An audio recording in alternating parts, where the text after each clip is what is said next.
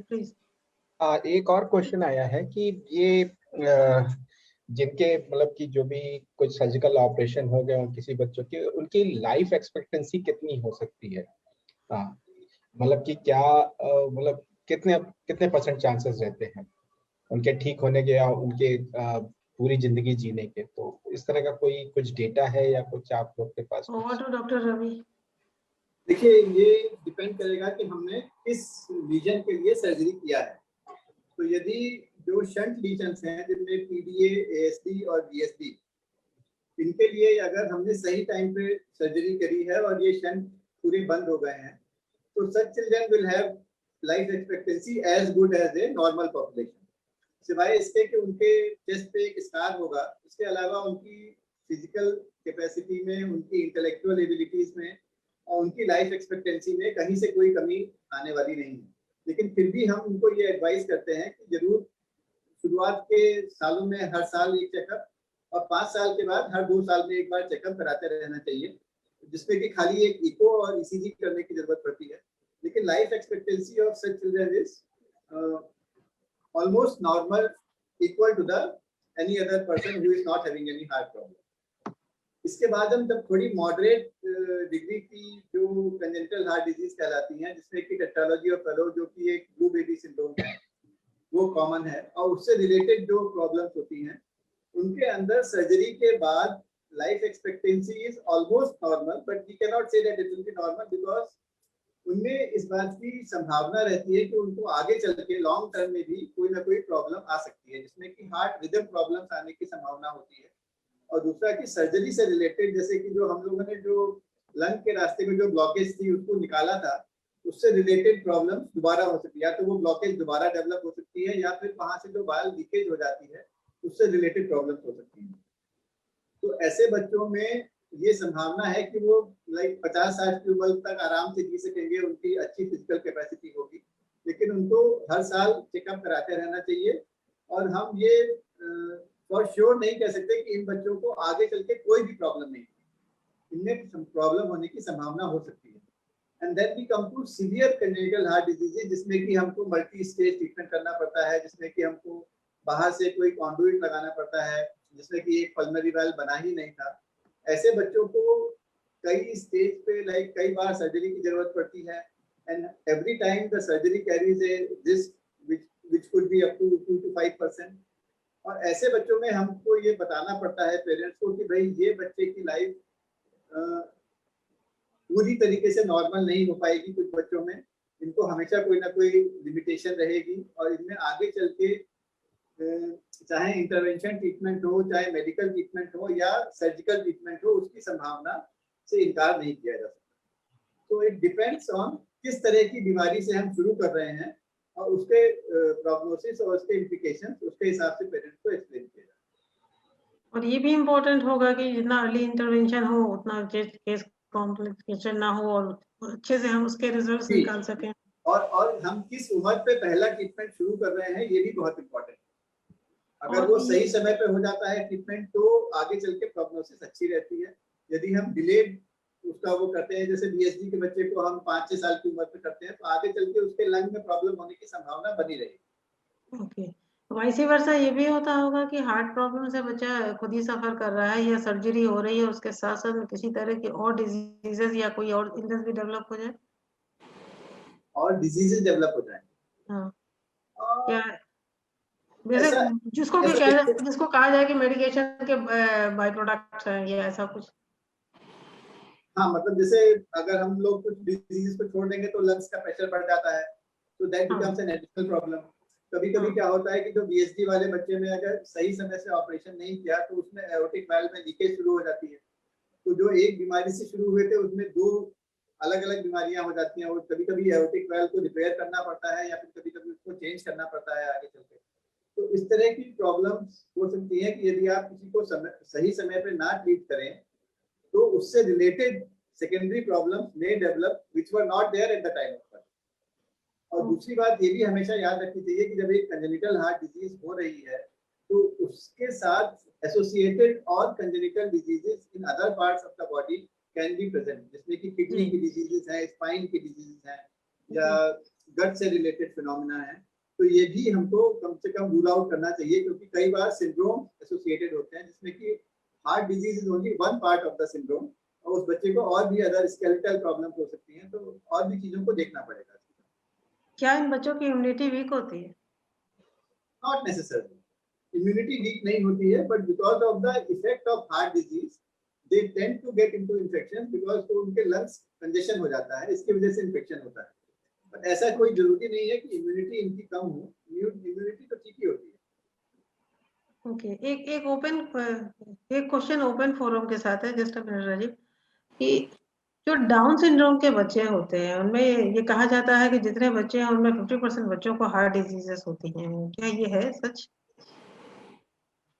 जी ma'am, down syndrome के बच्चों में हार्ट डिजीज होने की संभावना बहुत ज्यादा होती है। डॉक्टर उत्कर्ष, कितने बच्चों को आप ऐसा देख रहे हैं? मेरे ख्याल से 50% तो मैं नहीं कहूंगा, लेकिन हाँ 20-30% बच्चों में तो जरूर हार्ट की प्रॉब्लम कुछ ना कुछ रहती है। किस तरह और की ज्यादातर साइनोटिक प्रॉब्लम्स देखने को मिलती हैं इनके अंदर हम लोगों को। डाउन सिंड्रोम में एक तो जो डिजीज है वो बहुत कॉमन है, इसमें कि एएसडी वीएसडी दोनों चीजें एक साथ होती हैं, और उसमें जो दो वाल्व के बदले एक बड़ा सा वाल्व बना होता है, इसको कॉमन एवी वाल्व बोलते हैं। तो सबसे कॉमन डिजीज डाउन में यही होती है। उसके अलावा वीएसडी का इंसिडेंस भी थोड़ा ज्यादा हो सकता है डाउन सिंड्रोम के बच्चों में। एंड सबसे ज्यादा याद रखने वाली बात यह है कि जिन बच्चों को डाउन सिंड्रोम होता है उनके अंदर लंग का प्रेशर कम उम्र से ही ज्यादा बढ़ जाता है। तो डाउन सिंड्रोम में पल्मोनरी हाइपरटेंशन के चांसेस बहुत कम उम्र से हो जाते हैं, जो कि अगर वो बच्चे को डाउन सिंड्रोम ना हो तो उतना ही बड़े वीएसडी में उसका लंग का प्रेशर उतना ज्यादा नहीं बढ़ेगा। यस राजीव, आपका क्वेश्चन क्या था?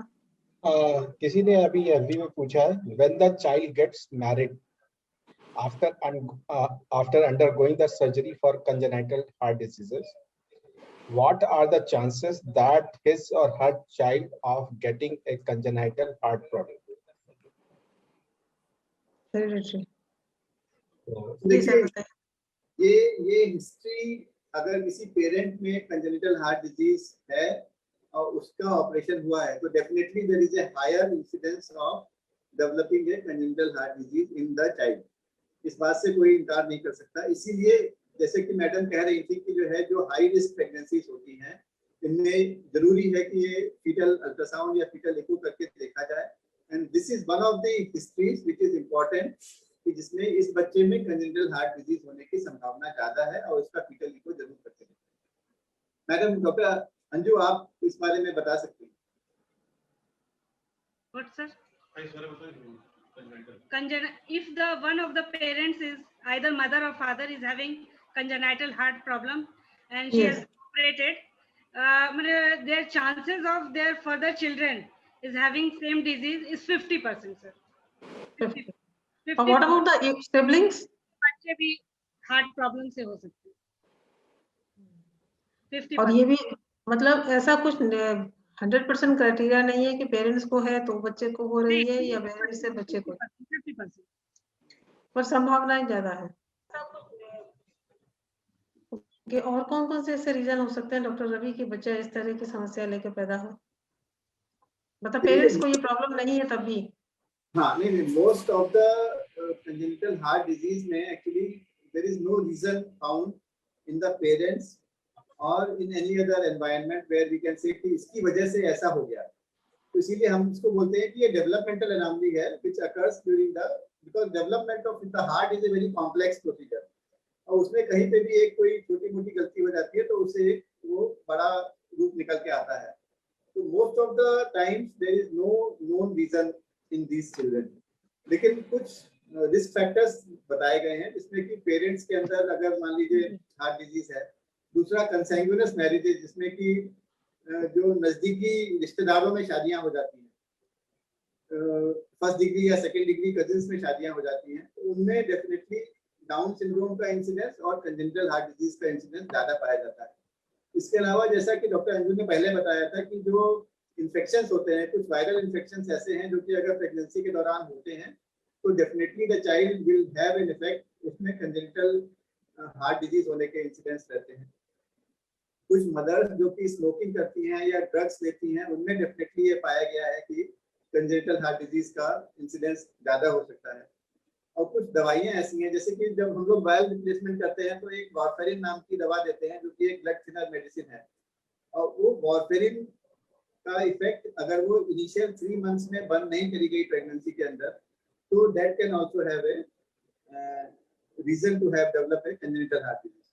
कुछ रिस्क फैक्टर्स हैं, बट ज्यादातर केसेस में कोई रिस्क फैक्टर नहीं पाया जाता। ओके। मदर की एज भी एक इम्पोर्टेंट फैक्टर definitely, रहता है। अगर एल्डर एज पे बच्चा हो रहा है तो जी हाँ, बहुत सारी प्रॉब्लम्स आती हैं, उनमें से एक हार्ट डिजीज भी है। सर बताइए किया जाए, हम कैसे इन चीजों को कम करें, किस लेवल पे काम करें कि कम से कम एक तो सही दिशा में इलाज के लिए जाए, और इलाज से भी पहले हम चीजों से बचे कैसे। जैसे मैडम ने शुरू मुझे में लगता एक है चीज अंजू मैम ने बताई, बहुत अच्छे से बताया, हाँ, कि क्या चीजें की जा सकती हैं। प्री कंसेप्शन काउंसलिंग बहुत इंपॉर्टेंट है। आजकल प्रेगनेंसी सबकी बड़ी प्रेशियस है, 1-2 बच्चे होते हैं, तो उससे प्री कंसेप्शन काउंसलिंग जैसे मैम ने बताया वो करें। कंसेप्शन का फर्स्ट 3 मंथ्स जो ऑर्गेनोजेनेसिस का मेन टाइम होता है, जिस समय हार्ट का डेवलपमेंट हो रहा होगा, उस टाइम में ड्रग्स, एक्सरे और बीमारियों से बचना, सारी चीजों का पर ध्यान रखना, डाइट पे ध्यान रखना, ये बहुत इंपॉर्टेंट है। और अगर आपके गायनेकोलॉजिस्ट सलाह दें, उस तरह के इन्वेस्टिगेशन जो भी टेस्ट बताएं वो टाइमली कराएं। और उसके बाद फिर अगर डिलीवरी हो जाती है, डिलीवरी के बाद अगर बच्चे में कोई भी प्रॉब्लम लगती है तो as soon as possible paediatrician उसको देखें, और पीडियाट्रिशियन अगर रेफर करते हैं पीडियाट्रिक सर्जन के, कार्डियो सर्जन के पास, तो वो करें। तो लाइफ एक्सपेक्टेंसी जैसे सर ने बताया बहुत सारी लीजन्स में अच्छी है, और जो बहुत कॉम्प्लेक्स लीजन्स हैं उनका अकरेंस भी बहुत कम है। ऐसा नहीं है कि वो बहुत ज्यादा होती हैं, तो ऐसे कम ही होते हैं कॉम्प्लेक्स लीजन्स, ज्यादातर तो लीजन्स ठीक होने वाले होते हैं। और इसके बाद ये तो एक फेसेट है कंजेनाइटल हार्ट डिजीज। इसके बाद के आगे हम लोग के मेट्रोज में कम है, बट रोमैटिक हार्ट डिजीज भी एक बड़ी कॉमन प्रॉब्लम है जो कि बच्चों के हार्ट को खराब करती है। तो ये आपके 5 साल के ऊपर के यूजुअली बच्चों में होगी। और इसके लिए भी देखिए बहुत सिंपल चीज है, सोर थ्रोट, गले में इन्फेक्शन होने की में स्ट्रेप्टोकोकस की वजह से होती है ये प्रॉब्लम। तो इसमें ठीक इलाज मिले, क्योंकि आजकल ये होता है कि हर कोई केमिस्ट से पूछ के 1 दिन 2 दिन दवा खा लेते हैं इन सब बीमारियों के लिए, और उसके बाद ये प्रॉब्लम्स भी हो सकती हैं। तो इसके ऊपर भी ध्यान देना चाहिए कि सोर थ्रोट जैसा एक कॉमन इन्फेक्शन आगे चल के हार्ट की प्रॉब्लम कर सकता है।